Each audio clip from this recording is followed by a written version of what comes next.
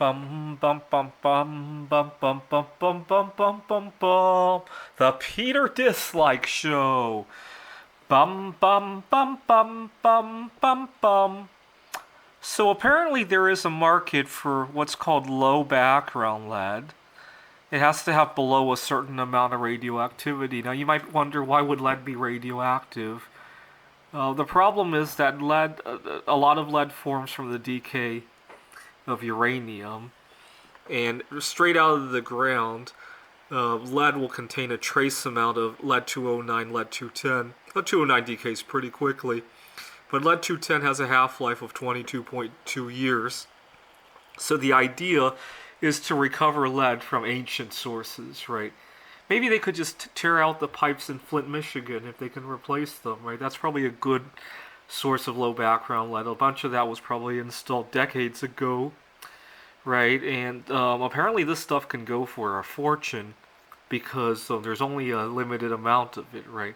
It has to be old and it has to be uncombined with more recently mined lead.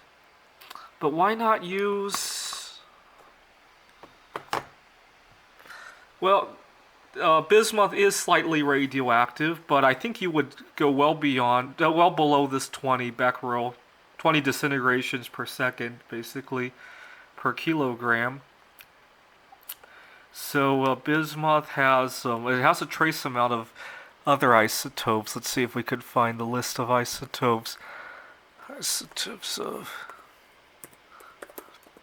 So it's got the same 210, but the half-life is only 5 days. So you might have to wait maybe a month or two, and then give it another refining to remove the polonium 210. And it would probably, you can do the math, right? A kilogram of bismuth. Bismuth has a molar mass of 209, right? So 5 moles of bismuth. That would be, you got the calculator.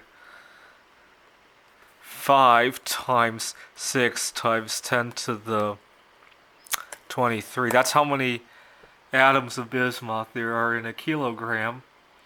And in a year, if we divide by the half-life, 1.9 times 10 to the 19.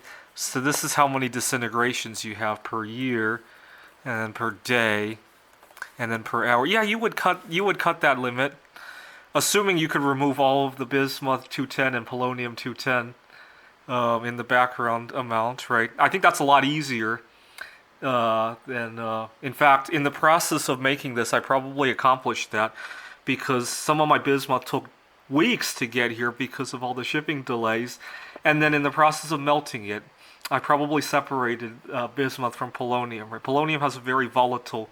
You may remember when the Russian spy was assassinated 20 years ago, they badly contaminated the hotel because of how volatile polonium is, right?